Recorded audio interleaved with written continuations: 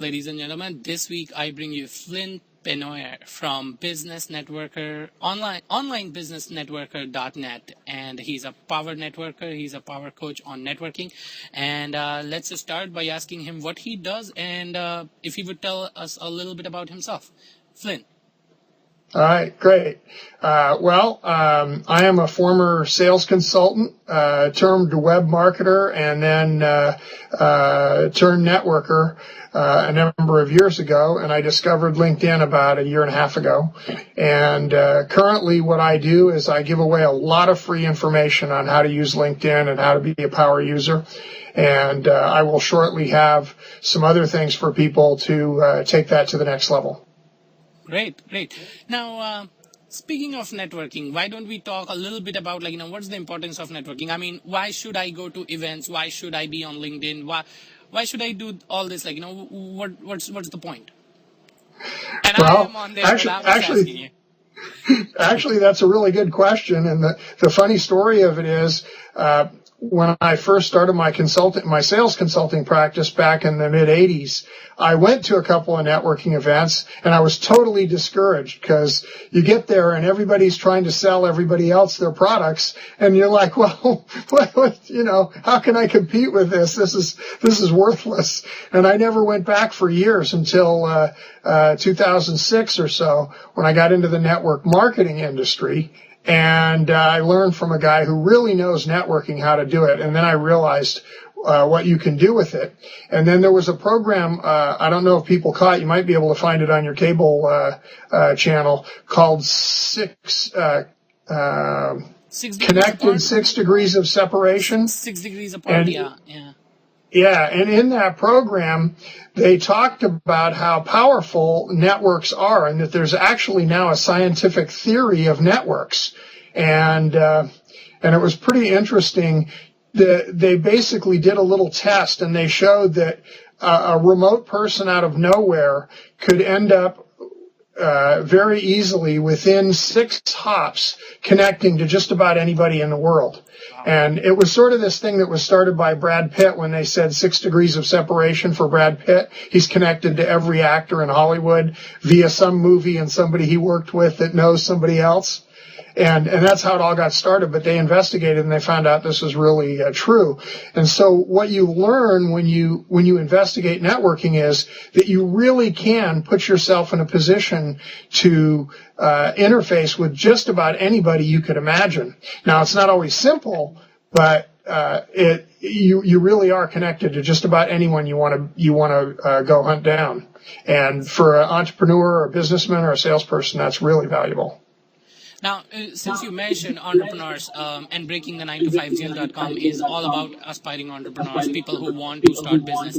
And one of the very common tips, no matter who you talk to, is network. Start networking. So let me ask you this very simple question, that how is networking different for aspiring entrepreneurs than job seeker or employee people, or people who are not into business yet, but they want to start networking? What should they do differently? What should they actually be doing? Okay. Well, in reality, they're not really going to do anything differently. They're just going to have a different focus or a different purpose. And so I think you handle the networking the same way, no matter what you're going to do. But as far as a would-be entrepreneur or somebody who wants to get into business, there's 2 real big values that networking is going to bring them. The first is, as you begin to network and develop relationships and get to know people, you're going to have resources of information that you never even imagined.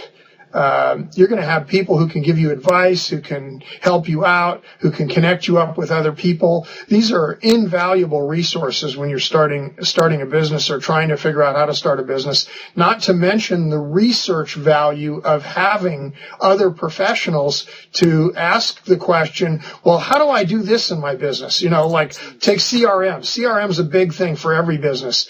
If you're well networked, you probably end up networked to somebody who knows a lot about CRM, and you can get some good advice that will hopefully save you from tripping in a couple of the potholes along the road of starting a business, and there are quite a few. So it can be very, very powerful to get involved with networking. Thanks. And now, what would be like, your top tips as a power networker yourself and someone who coaches people how to network? What would be your top tips saying these are the things you should be doing? Go do this.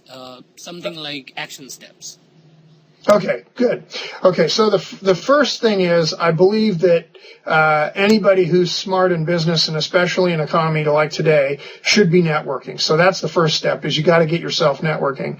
Live events are great.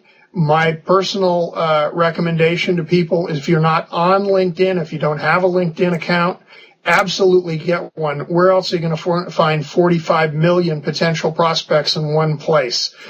So it makes just tons of sense to get on LinkedIn. And I guess the most important next step is you have to change your attitude from selling to networking. Most people, when they go into networking directly looking for business. So they approach somebody and they approach them because they're a potential prospect and they treat them like a potential prospect. And that's not networking. And that'll really hurt you. So the first step in networking properly is to get the attitude of pay it forward and serve others and help others. What you want to do in networking is to develop what I call valued relationships. And a valued relationship is somebody who is connected to you in your network because of the value you provide to them. Yes. It's not what value it's not what you can sell them or what you can do for them in your business. They're connecting to you because you're putting out value all the time that they don't have to pay for. So that's the first and critical step.